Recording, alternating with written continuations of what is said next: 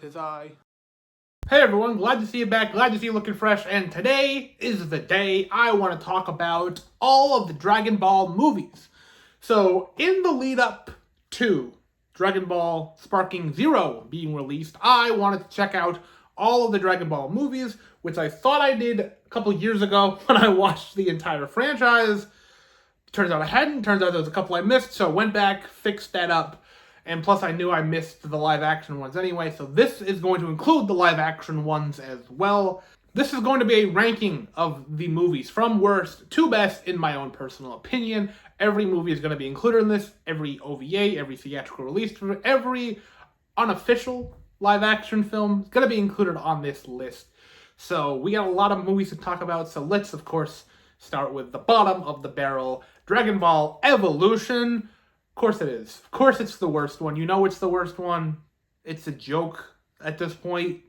Does anybody like this movie? Maybe there's some people out there that like this ironically. Maybe there's some people that like it unironically. But watching it as a Dragon Ball fan, I watched it with one of my friends who is not a Dragon Ball fan, and even he's like, this is an embarrassment to what this is. And it stinks so much.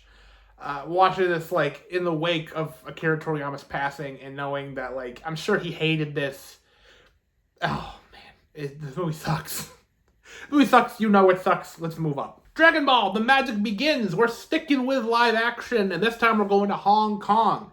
This one is very fake feeling because it is unofficial. It's the beginning of Dragon Ball, so of course we get to hang out with Yamcha, who's one of my favorites, and I love Yamcha and basically anything, so mild points for that. It's marginally better than the official live action, so I'll give it points to that, but it's still not very good. Dragon Ball Fight Son Goku, Win Son Goku is the third and final live action film we're talking about here. Hopefully the final one, period. This time we're going to Korea, and it's the best of the live action, basically because it is the most accurate. It's weirdly, like, faithful to what Dragon Ball is. We see Bulma meeting Goku in the beginning of the mountains, going to see the Dragon Ball. We get to meet Master Roshi, fly Nimbus, and there's Turtle, and there's Oolong, and there's Yamcha and Puar, and the Red Ribbon Army, and it's all there. And it's surprisingly like, wow, they really tried. It's clearly still unofficial, but they tried. And for what that's worth, it's the best. If you're gonna force yourself to watch a live action one of these, by all means, check this one out. Dragon Ball Z Bio Broly is my least favorite of the actual animated ones. It's just Broly as a big poop monster, and I'm like, why is that a thing? I don't really like Goten and Trunks. You'll hear that a lot. Gotenks isn't my thing. So, like, them being a star and then Broly being a big poop monster, they really were milking the Broly thing for a while there.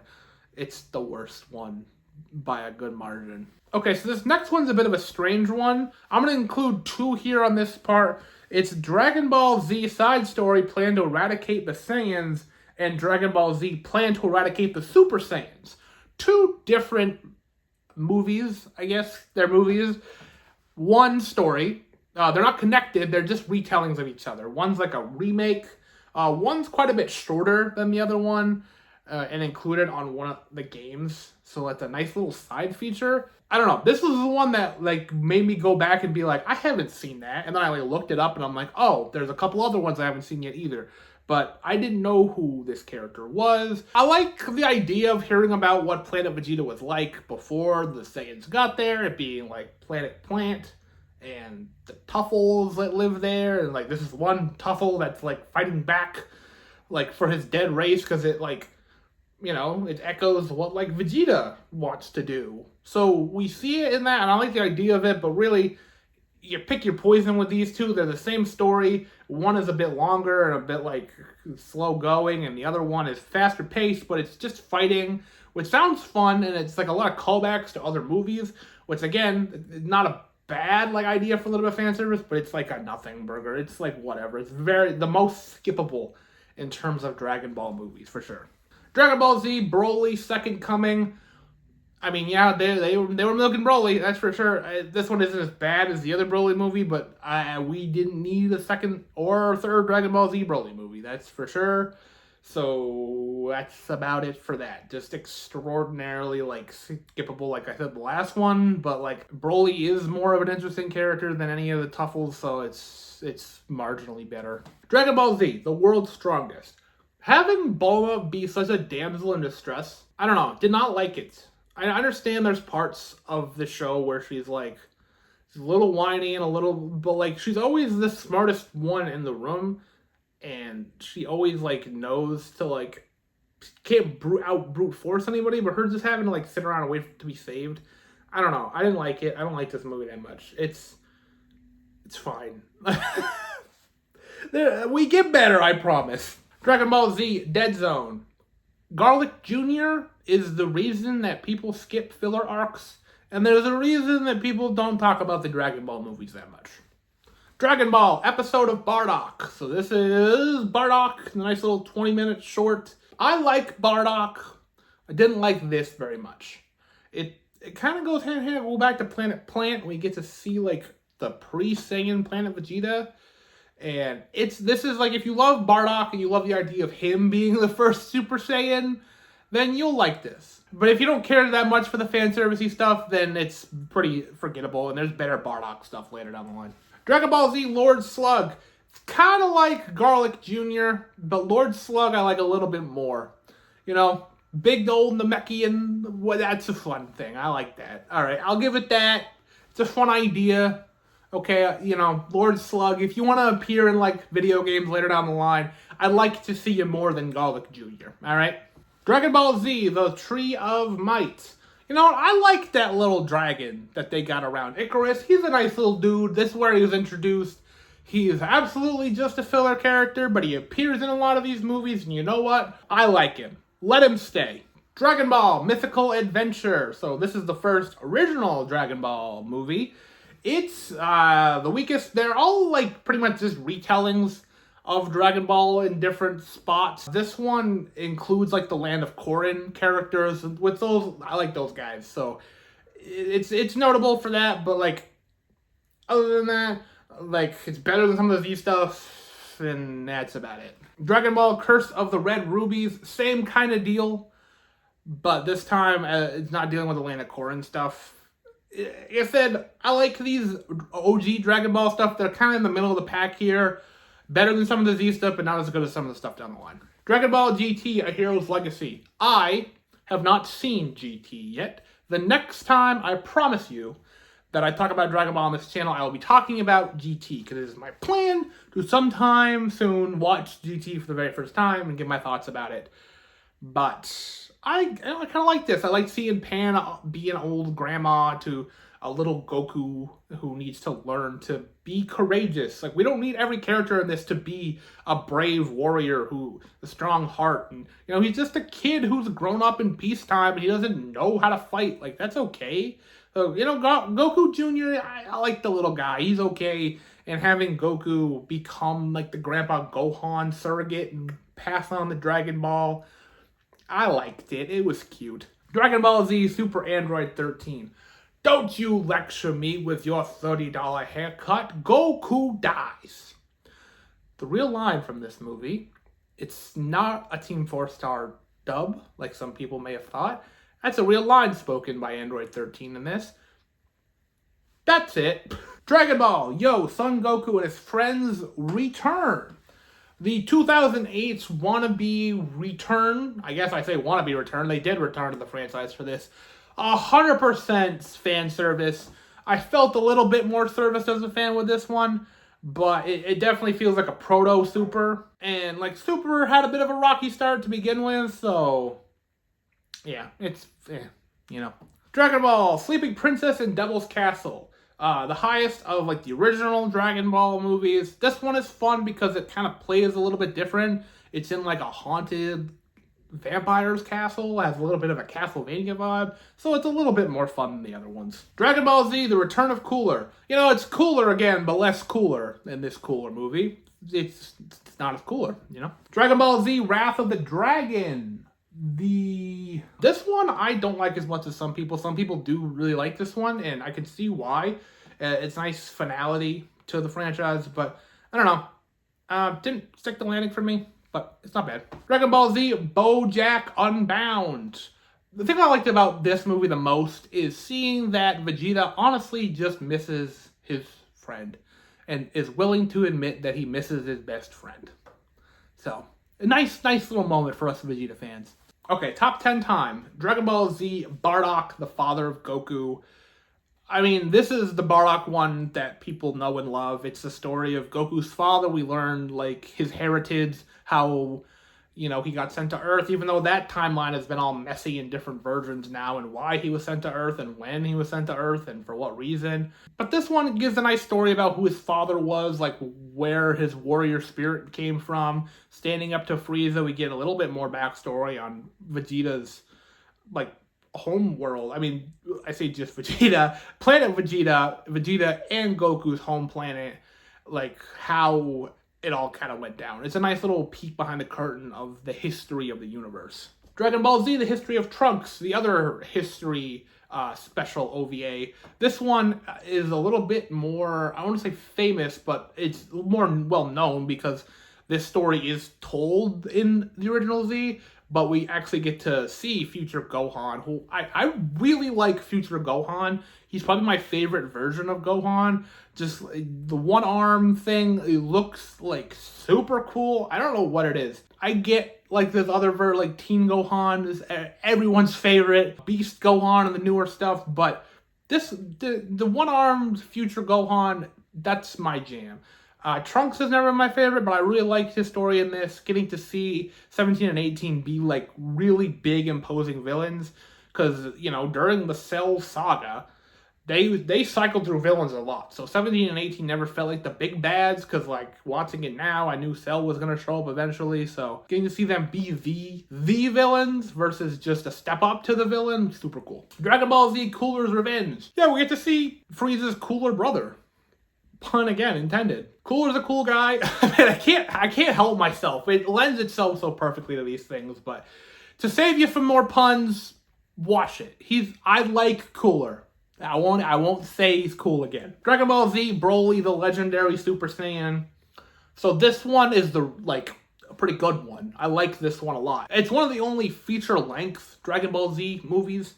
And like for good reason. The legendary Super Saiyan, this thing we've heard about for a long time, kind of like retold a little bit, like, oh, you know, Super Saiyan was a legend, it was a myth because no one had ever done it, and now the legendary Super Saiyan, now we're kind of retooling it being like, no, there's one legendary Super Saiyan, and it just so happens to be this guy, Broly, who when you meet him, he's kind of a pipsqueak, kind of a weak-looking guy, but then he turns into this big, imposing guy. It's fun movie. I like Broly. Dragon Ball Z Resurrection F. So this one, even though it's called the Dragon Ball Z movie, I think we can all agree it's kind of in the Super line of family.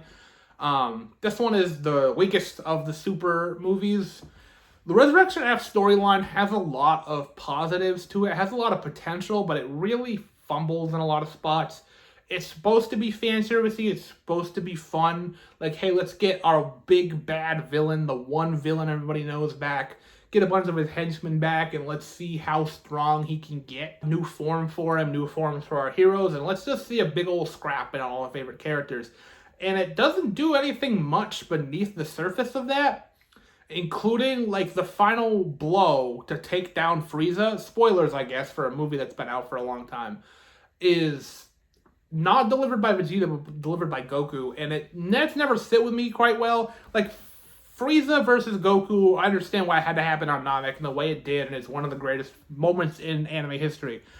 But it's not like Vegeta's being outclassed by Goku in this movie, so let him get the final shot in. Yes, Frieza did a lot of bad stuff to Goku. Yes, Frieza killed Krillin right in front of him, and it caused the Super Saiyan and all that. But in terms of, like, direct conflict, Frieza and Vegeta's story goes way back. So letting him, especially at this moment in time, let the final blow on Frieza would have been great. Didn't happen. It's kind of soured my taste on the movie since watching it and like rewatching it when I watched Super. It's not the greatest thing. The rest of the movie is decently fun, so I can kind of give it a little bit of a pass. Dragon Ball Z Fusion Reborn, the highest of what I'm calling the Dragon Ball Z movies. I understand a couple other ones are called that, but this one is a blast. If you've heard of Janemba, crazy villain who's shown up in like Fighters. Gogeta shows up for the first time in this one. It's a wacky movie. I almost lost for words for what goes on in this. Like the world's villains show up, and that includes one Adolf Hitler. And it's weird to even say that when talking about Dragon Ball, but it exists. And I'm happy to say it's one of Gotenk's best moments because Gotenk's firmly against the Nazis, so that's a good thing.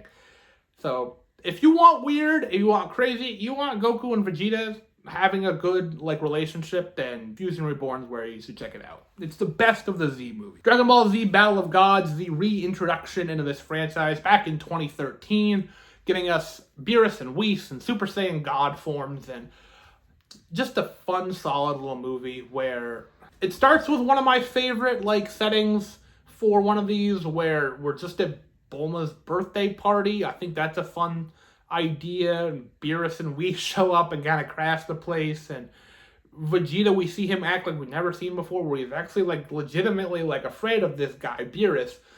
Even when Vegeta knew he was outmatched, he would always stand toe to toe with any villain. So seeing him legitimately cower in fear and dance and put on a show so Beerus wouldn't get mad, it's a different take for the character.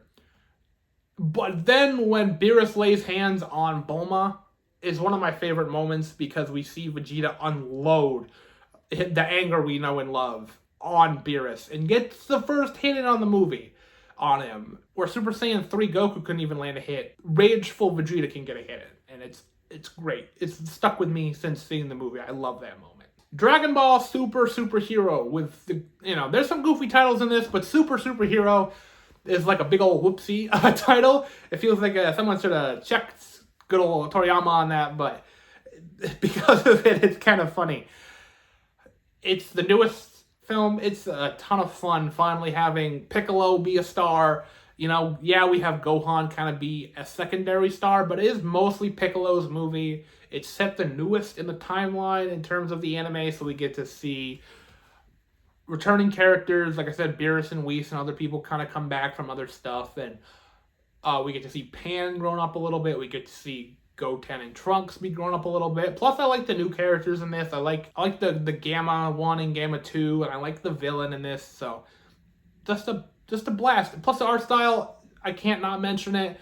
Yeah, hearing about it, seeing it for the first time, I was like very hesitant. I'm like, I don't know about this. But once you're kind of in it, once you kind of get the feel for it, it's not like it's not noticeable, but you're just used to it, and it doesn't really bog the movie down at all. Dragon Ball, The Path to Power. This film was a 10th anniversary of the franchise coming out, and I had such a blast watching this. This is the best retelling without actually watching the original Dragon Ball. You get to hang out with little Goku and Bulma, Yamcha, Puar, Master Roshi, and Turtle, and it even goes to see Android 8. I love Ader. I understand why he's not a massive character in this franchise, but to me, Android 8 is such an important character in the story of Dragon Ball. He instilled that like pure-hearted forgiveness in Goku. He's always been a kind boy. He's always been a pure soul, but it was Android 8 that was like, you don't need to kill these people. You don't need to do such a bad thing. Like, forgiveness and letting people have a second chance. Putting that into Goku and letting him like realize that. And then we see that forever going forward. We see it with Vegeta. We see it with Frieza even. We see it with Boo, definitely. We see it all the time where Goku fights a villain and is like, I don't want to do this to you. I want you to live and for us to fight and train together forever. Like, that's the world Goku wants to live in. He doesn't want to take anybody out. And it was Ader that, planted that seed in his head. And, anytime Android 8 gets to show up, the big deal for me. And finally, Dragon Ball Super Broly. If you know me, you knew this was going to be on the top. I don't even have to talk about this movie that much. I've talked about it on different parts of this channel. I'll talk about it again. It's my favorite. I love Broly to death. This is the first Dragon Ball anything I experienced in my life, so this is the one I have the biggest attachment to. Broly here is the reason I'm harsher on the Dragon Ball Z Broly movies, because I love this character so much. Him and Paragus, their story, I love Chila. I love everything about this movie, and I can recommend it to people who haven't even seen Dragon Ball just because it's so well told.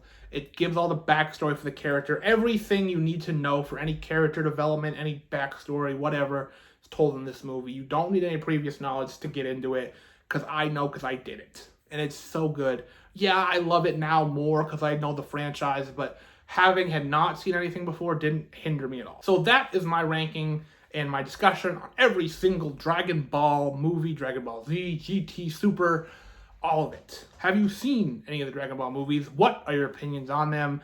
Let me know your favorites, your least favorites down below, and that'll about do it for me today. Thank you so very much for watching, and as always, like this if you like this, subscribe if you haven't already, and I will see you at some point.